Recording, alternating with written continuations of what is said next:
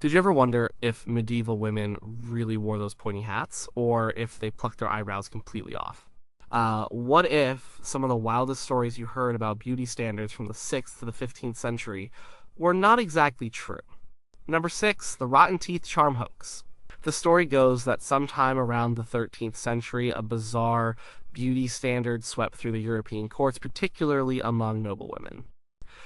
It was whispered that women with naturally perfect, gleaming teeth would intentionally blacken or even rot one or more of their front teeth. This strange practice, the hoax suggested, was a sign of immense wealth and sophistication. The reasoning often given was that rare and expensive sweets, brought back from the Crusades or exotic lands, were so damaging to teeth that only the truly affluent could afford to consume them regularly. Therefore, rotten or blackened teeth became a visible testament to a woman's access to these luxurious, tooth-destroying confections.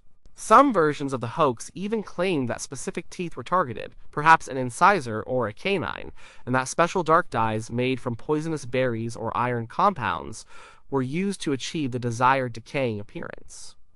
It was even said that a specific rotten tooth charm became a fashion accessory, a twisted mark of status that signaled a woman's elevated position in society, distinguishing her from the common folk who mostly ate coarse bread and simple fare, preserving their natural teeth.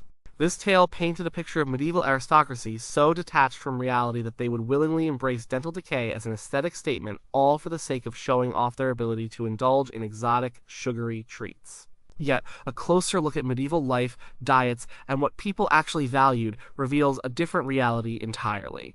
The idea that rotten teeth were a symbol of beauty or wealth flies in the face of nearly every historical account, medical treatise, and artistic representation from the Middle Ages. For medieval people, good teeth were a mark of health, vitality, and often youth. A full set of white, strong teeth was a highly desirable trait, not something to be intentionally marred. As artists, when depicting beautiful or idealized figures, almost universally rendered them with perfect teeth, regardless of their social standing. Royal portraits, illuminated manuscripts, and even detailed carvings on cathedrals show figures with unblemished smiles. There is no visual evidence from the period to suggest that intentional tooth blackening or rotting was ever a widespread or admired practice. And dental health in the Middle Ages was certainly not what it is today, but people were very much aware of the pain and problems caused by decay. Sugary foods, while perhaps not as pervasive as in later centuries, did exist in various forms, including honey, fruit, and certain types of sweet pastries. However, the concept of refined sugar, as we know, it was largely unknown until much later. Honey was the primary sweetener, and fruits were seasonal. While these could contribute to decay, the widespread dental issues were often more related to coarse diets, lack of modern hygiene, and nutrient deficiencies. Medieval texts often describe various remedies for toothache and decay, indicating that these were considered ailments to be treated, not celebrated. And physicians and barber surgeons of the time offered treatments ranging from herbal poultices to tooth extraction. Old dental instruments, though primitive by today's standards, existed, showing an effort to alleviate pain and deal with dental problems. Archaeological finds from medieval burial sites offer further insight. Skeletal remains often show evidence of dental wear and tear, abscesses, and decay, but these were natural occurrences, not deliberately inflicted conditions. The prevalence of tooth loss and various dental ailments in these populations underscores that maintaining a healthy mouth was a challenge, not an elective choice for aesthetic reasons. If a person with rotten or missing teeth would have faced significant challenges in eating and speaking, let alone maintaining a perceived standard of beauty. Historical documents detail the concerns of medieval people about their appearance, and while hairstyles, clothing, and skin tone are discussed, dental health is consistently framed as a matter of well-being, not a canvas for artistic decay. Courtiers and chroniclers wrote extensively about the physical attributes of kings, queens, and noble figures, and while they might praise a queen's fair skin or a knight's strong physique, there is never a mention of a charming rotten tooth or a blackened smile as a desirable feature. The very idea of intentionally damaging one's teeth for beauty is a modern invention projected back onto a historical period that had very different priorities and understandings of health and aesthetics. The rotten teeth charm hoax serves as a colorful yet entirely inaccurate example of how misconceptions about medieval life can take root and spread, far removed from the actual lived experiences and beauty standards of the time. Number 5. The no bathing edict of the Black Death era hoax. The story goes that during the terrifying years of the Black Death, which ravaged Europe starting in the mid 14th century, a drastic measure was taken by powerful authorities, whether it was the church or a nervous monarch. The hoax claims that an edict was issued specifically outlawing bathing for women, and sometimes for men too. The reasoning behind this supposed decree was a widespread but misguided belief that water opened up the pores of the skin, allowing the dreaded miasma, the bad air believed to carry disease, to enter the body more easily. This fear, the tale suggests, led to a complete cessation of personal hygiene, transforming beauty standards. Instead of cleanliness, the new ideal became a reliance on heavy perfumes to mask body odor and elaborate veils or perfumed masks to protect against the foul air and hide the consequences of infrequent washing. For women, it was said, piled on layers of scented clothing and powders, creating a new, albeit unpleasant, aesthetic rooted in fear and superstition.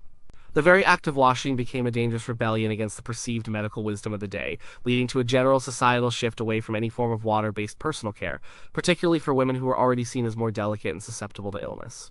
This compelling narrative of unwashed masses and fear-driven hygiene practices, however, significantly misrepresents the realities of medieval life and the understanding of cleanliness, even during a plague. While the Black Death was indeed a catastrophic event that tested the limits of medieval society, the idea of a universal no-bathing edict is a fabrication. Medieval people, contrary to popular modern belief, were not universally dirty.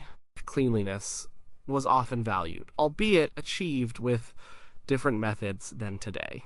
Public bathhouses were common in many medieval towns and cities across Europe, a legacy often inherited from Roman times. These were not just places for bathing, they were social hubs where people gathered to chat, eat, and relax. While some bathhouses might have seen a decline in popularity or even closure in certain areas during the height of the plague, this was more due to the general disruption of daily life and fear of crowds, not a blanket ban on washing itself. Private bathing was also practiced, especially among the wealthy. Homes of nobles and well-to-do merchants often had facilities for bathing, such as wooden tubs or large basins. The water was heated and carried in, and specialized soaps, often made from ash and animal fats, were used. Evidence from household accounts and chronicles indicates that regular bathing was a part of the routine for many, not an exceptional event. For example, chronicles from the French court during the 14th century detail expenses for soaps, perfumes, and bath preparations for members of the royal family. A well-known example is the bathing habits of Isabella of France, queen consort of Edward II of England, who was noted for her elaborate bathing rituals. While not every peasant had daily access to heated water for a full bath, even they practiced forms of cleanliness, such as washing hands and faces and cleaning clothes. Rivers and streams were also utilized for washing. The understanding of disease during the Black Death was indeed rudimentary. The miasma theory was prevalent, suggesting that bad smells and putrid air caused illness.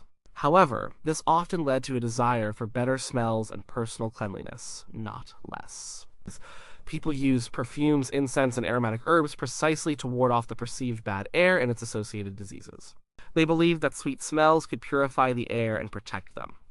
This is why physicians often carried pomanders, perforated containers holding aromatic substances, and why people burned fragrant woods. This was an attempt to combat the perceived source of disease, not to embrace filth. Furthermore, medieval medical texts, while often containing surprising theories, never suggested that washing itself was a cause of disease or that closing pores was a primary defense against illness in the manner described by the hoax. Instead, they often recommended moderation in all things, including bathing. The true impact of the Black Death on hygiene was more about the breakdown of social structures, the disruption of water supplies in some areas, and the overwhelming scale of death that simply overshadowed normal routines.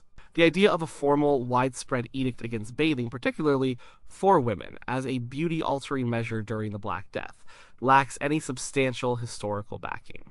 Medieval people valued freshness and pleasant scents, and while their methods and understanding differed from ours, they certainly did not abandon cleanliness in favor of a new unwashed beauty ideal. Number 4, the toad girdle for fertility and figure hoax. The story goes that in the deeper shadows of the European Middle Ages, particularly from the 11th to the 13th centuries, noblewomen were obsessed with achieving a specific body shape, a slender waist, coupled with pronounced, almost unnaturally wide hips. To attain this look, which was believed to signify both supreme beauty and potent fertility, they resorted to a grotesque and dangerous practice. The hoax claims they wore toad girdles belts meticulously crafted from dried toads, sometimes with other animal parts like snake vertebrae or bat wings woven in. These girdles were supposedly worn tightly around the waist, with the dried amphibian bodies pressing against the skin, believed to magically constrict the waist while simultaneously and paradoxically causing the hips to swell outwards. The rationale was deeply rooted in a twisted form of medieval superstition and sympathetic magic. Toads, being creatures associated with dampness and the earth, were thought to possess properties that could influence the body's fluids and growth, thereby shaping the figure and enhancing a woman's reproductive capacity. The hoax often details how these girdles would cause skin ailments, rashes, and infections, but that women endured the discomfort for the sake of beauty and the promise of numerous heirs. It paints a picture of a grim, almost pagan, adherence to folk magic overriding any sense of practicality or health, all to conform to an extreme and visually striking silhouette. However, historical evidence about medieval fashion, undergarments, and beliefs about fertility paints a very different picture. The idea of a toad girdle is entirely unfounded and does not align with any known historical garment or beauty practice from the Middle Ages. The silhouettes of medieval fashion, especially during the period cited, were generally more flowing and natural than what the hoax suggests. While a desirable figure was certainly acknowledged, it rarely involved the extreme cinching or artificial enhancement that would require such bizarre and potentially dangerous methods. Early medieval clothing for women, like the simple tunics and gowns seen from the 6th to the 10th centuries, emphasized drape and a natural form, often with a loose fit or a simple belt worn around the waist or hips for decoration. As the Middle Ages progressed into the Gothic period, roughly 12th to 15th centuries, gowns became more fitted, particularly in the bodice. This fitting was achieved through tailoring, lacing, and sometimes through the use of an inner lining that provided some support. Girdles were indeed worn, but these were typically decorative belts made of fabric, leather, or often jeweled chains, worn for aesthetic purposes and to hold up pouches or tools. They were not designed as rigid shaping devices. The concept of a true corset that severely altered the body's natural shape, as seen in later centuries like the Renaissance or Victorian era, was not present in the medieval period. Medieval gowns were designed to flatter the natural figure, not to dramatically reshape it. A woman's figure was generally considered beautiful if it was healthy, strong, and capable of bearing children, which often meant a more rounded and less dramatically hourglass shape than later ideals. Beliefs about fertility were indeed prevalent and important in medieval society, especially for noblewomen whose primary role was to produce heirs. However, these beliefs were rooted in a mix of practical knowledge, religious teachings, and folk remedies.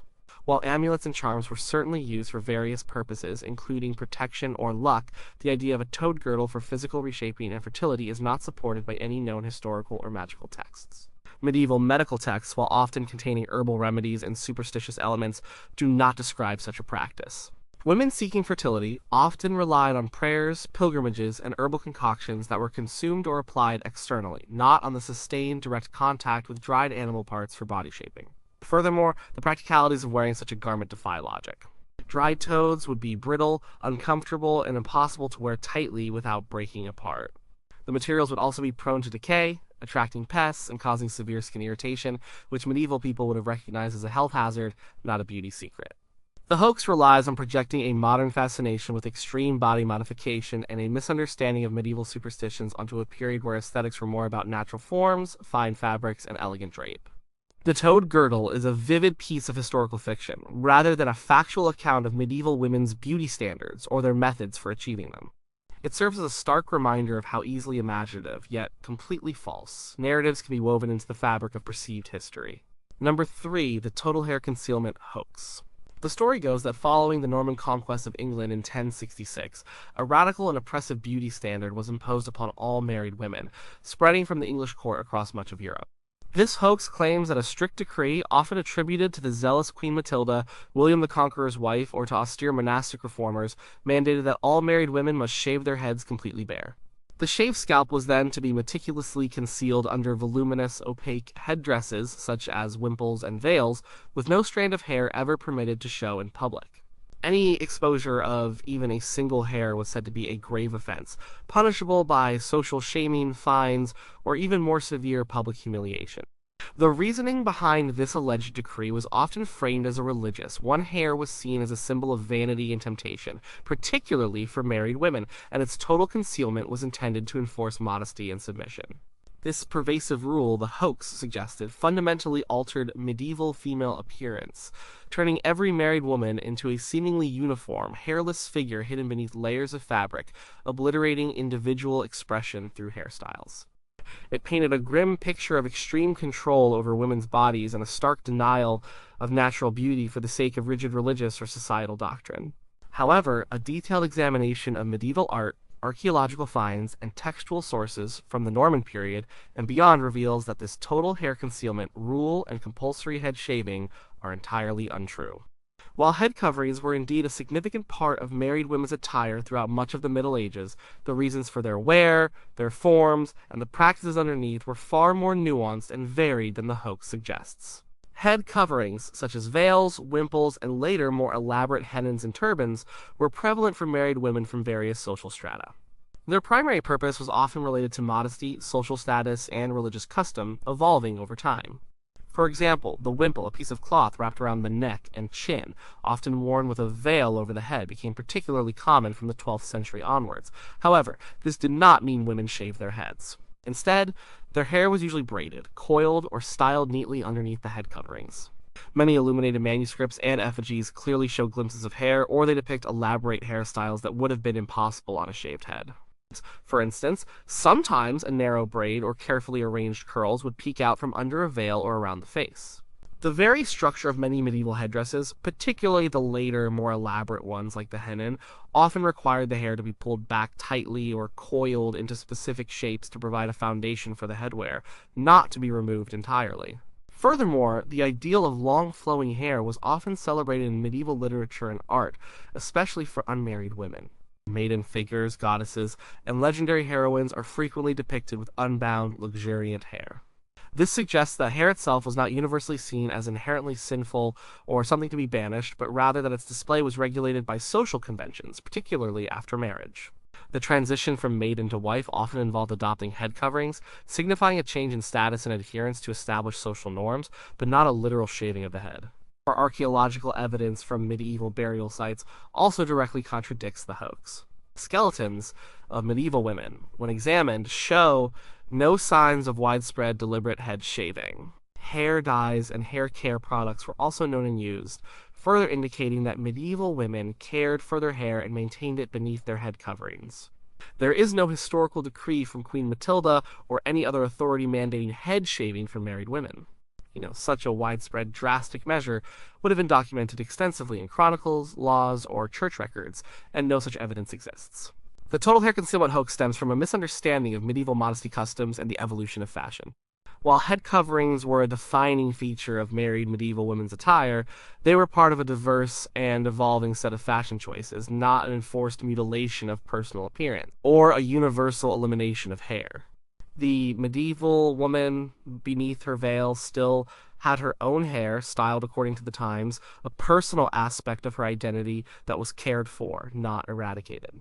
Number 2, the poison skin myth. The story goes that during the high and late Middle Ages, roughly from the 12th to the 15th century, a terrifying beauty trend gripped the noblewomen of Europe. The hoax claims that to achieve the coveted extreme pallor, a stark white skin tone that signified nobility, purity, and a life of leisure untouched by sun, these women resorted to incredibly dangerous practices. It was widely believed, according to the myth, that they consumed arsenic or lead-based potions, or even lead-laced cosmetics applied to the skin, which would slowly poison their bodies but render their complexion dazzlingly white. The narrative often describes the grim consequences: chronic illness, hair loss, skin lesions, organ damage, and a slow, agonizing death, all endured for the sake of a fleeting, artificial beauty. The hoax frequently implies that this practice was not just a desperate attempt at conformity, but a hallmark of the upper echelons of society, where status was so paramount that even self-destruction was considered a worthwhile sacrifice for the ultimate aristocratic glow. It paints a chilling picture of vanity taken to its most extreme and toxic conclusion, illustrating a society where beauty ideals superseded any concern for health or life itself. However, a thorough examination of medieval beauty practices, medical knowledge, and historical records reveals that the idea of medieval women intentionally poisoning themselves for a pale complexion is a pervasive and dangerous myth. While paleness was indeed a desirable attribute, particularly among the wealthy, it was achieved through methods that, while sometimes problematic by modern standards, were not typically about internal consumption of deadly poisons. The ideal of pale skin in the Middle Ages was tied to social status. A pale complexion indicated that a woman did not have to toil in the fields under the sun, a luxury reserved for the nobility and affluent. It symbolized leisure, delicacy, and often indoor pursuits like needlework or reading. To achieve this, women certainly avoided the sun. Broad-brimmed hats, veils, and parasols were used when outdoors. These were practical and widely employed methods of sun protection that naturally kept the skin lighter. Furthermore, medieval women did use cosmetics to enhance their appearance, and these sometimes contained ingredients that are now known to be toxic. For instance, white lead was a common ingredient in face paints and powders. When applied externally, lead could certainly cause skin problems over time, and chronic exposure could lead to systemic issues. However, the application was external, and the consumption of arsenic or lead in potions was not a known or widespread beauty practice. Medieval physicians, while their knowledge of toxicology was limited compared to today, were aware of the properties of many poisons and would not have recommended their ingestion for cosmetic purposes. Medical texts from the period detail treatments for accidental poisoning, showing an understanding of what these substances could do. There is no historical evidence, no medical treatise, no beauty manual, and no personal account from the Middle Ages that suggests women deliberately drank or ingested lead or arsenic to whiten their skin. Medieval beauty recipes, found in various manuscripts and household books, focus on natural ingredients, herbal remedies, and methods for cleansing, moisturizing, and enhancing the skin. These often included ingredients like rosewater, honey, egg whites, ground almonds, various herbs, and sometimes animal fats. While some of these might have been ineffective or cause mild irritation, they were not designed to be lethal or to induce a slow, agonizing death for cosmetic benefit. The use of lead carbonate in cosmetics was indeed a practice that carried risks, and its dangers would become more apparent in later centuries. However, the idea of consuming these substances as a beauty regimen is a projection of later sensationalized accounts or a misunderstanding of the historical context. The poison skin myth likely gained traction by conflating the external application of problematic cosmetics with the deliberate ingestion of deadly poisons, blurring the lines between a known, albeit risky, beauty practice and a purely fictional one. Medieval women valued health and survival just as much as outward appearance, and the widespread suicidal pursuit of pallor through poison is a dramatic embellishment that does not stand up to historical scrutiny. Number 1. The unibrow mandate of Eleanor of Aquitaine hoax. The story goes that in the lavish and influential court of Eleanor of Aquitaine, one of the most powerful and fascinating women of the 12th century, a bizarre and highly specific beauty mandate was imposed upon all noble women. This widespread hoax claims that Eleanor, known for her patronage of the arts and her strong will, decreed that a thick, dark unibrow was the ultimate symbol of beauty, intellect, and sophistication. It was said that women, eager to emulate their formidable queen, would actively cultivate a continuous line of hair above their eyes, even resorting to using soot, charcoal, or specially prepared dyes to darken and connect their eyebrows. The hoax often describes intricate rituals of applying these concoctions, and how any woman seen with two distinct eyebrows was considered provincial, unfashionable, or lacking in intelligence. This supposed unibrow mandate became a signature look of the Aquitaine court, spreading its influence across Europe, transforming what some might consider a natural facial feature into a highly sought-after, artificial beauty standard, all dictated by the personal preferences of a powerful monarch. It paints a picture of a medieval fashion tyranny, where individual features were reshaped to fit a single dominant aesthetic ideal. However, historical evidence concerning Eleanor of Aquitaine, medieval beauty standards, and artistic representations from the period thoroughly debunks this popular myth. While Eleanor was indeed a trendsetter and a woman of immense influence, there is absolutely no historical record, artistic depiction, or literary reference to suggest she ever mandated or popularized a unibrow as a beauty ideal, or that noble women engaged in such a practice. Medieval beauty standards were certainly subject to trends and varied across regions and centuries, but they were rarely as prescriptive or as universally enforced as this hoax suggests.